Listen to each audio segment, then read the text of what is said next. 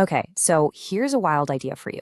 We're about to make a case for why one of the most meticulous, most precise American directors out there should make a movie about the world's most famous Czech idiot. Sounds a little absurd, right?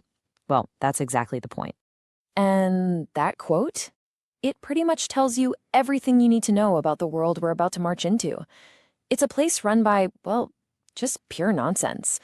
A world where acting like a certified idiot is the smartest thing you can do, where being sane gets you in trouble, and where the single most rebellious act you can commit is to just follow orders with a big, cheerful, empty smile. To really get this story, you have to understand the two men at the heart of it. First, a fictional simpleton who somehow survives a world war, not by fighting, but by just enthusiastically agreeing with all the madness around him. And second, his creator, a guy whose real life was so chaotic, so unbelievable, he might as well have been a character in a book himself.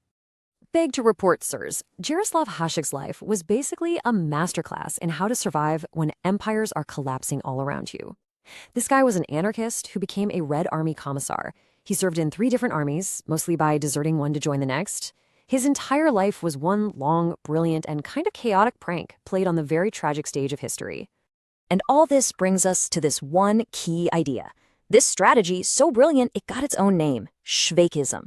It's the art of the wise fool. See, when you're up against a totally absurd system, you don't fight it head on. No, you embrace its stupidity. You follow the rules with such over-the-top, literal-minded enthusiasm that the whole machine just grinds to a halt. It's really the ultimate weapon when you have no power at all.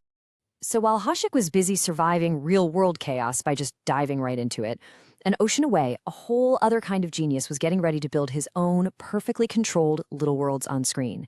And he was doing it as a way to fight back against that very same kind of chaos. You know the Wes Anderson look, right? These beautiful, symmetrical boxes, these perfect little dollhouses that he builds for his characters. And his characters are always deeply, deeply flawed. Every color, every prop, it's all perfectly placed. But this isn't just about looking cool. It's a desperate attempt by these characters to create some kind of order and beauty in a world that's emotionally falling apart at the seams. So you have this perfectly composed world, right? This fortress of pastel colors and perfect symmetry. You know what that is? It's the ideal stage for complete and utter chaos. It's a system that is just begging to be broken. So just imagine dropping a human grenade of pure, smiling, literal-mindedness right into the middle of this dollhouse. Imagine introducing Josef Švejk at the concierge desk. And that brings us to the heart of it all. Like a soldier finally making it to the regimental kitchens, we've arrived.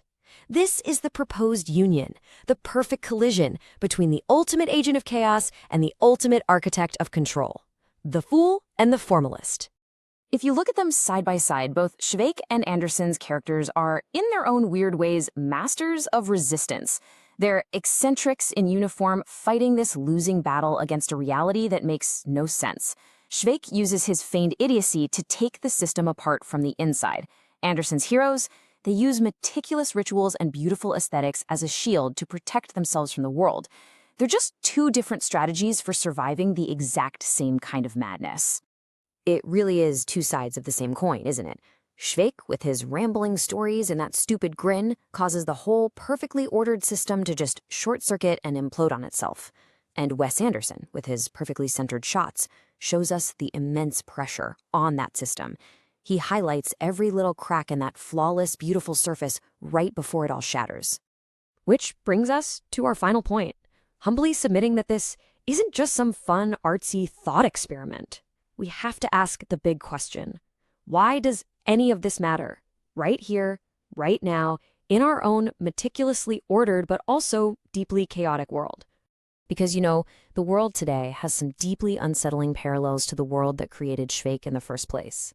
We're seeing that same rising nationalism, the same great powers clashing, the same scary habit of leaders to miscalculate things. It's that old familiar story of lions being led by donkeys, where grand strategies are being dreamed up by people who have no idea what's actually happening on the ground. And in times like these, Švejk teaches us something vital, that maybe the greatest act of patriotism isn't dying for your country, but surviving the stupidity of its leaders. Hašek's bitter anti-war humor isn't just relevant. It feels like an urgent warning, like a necessary bucket of cold water to the face of anyone who tries to romanticize conflict. And so that leaves us with one final, unavoidable question. A question that's as certain as a court-martial after a glorious, badly managed defeat. Because really, think about it. When you feel like you're marching toward a cliff, sometimes the only sane response to all the madness isn't to be a hero or to defy orders.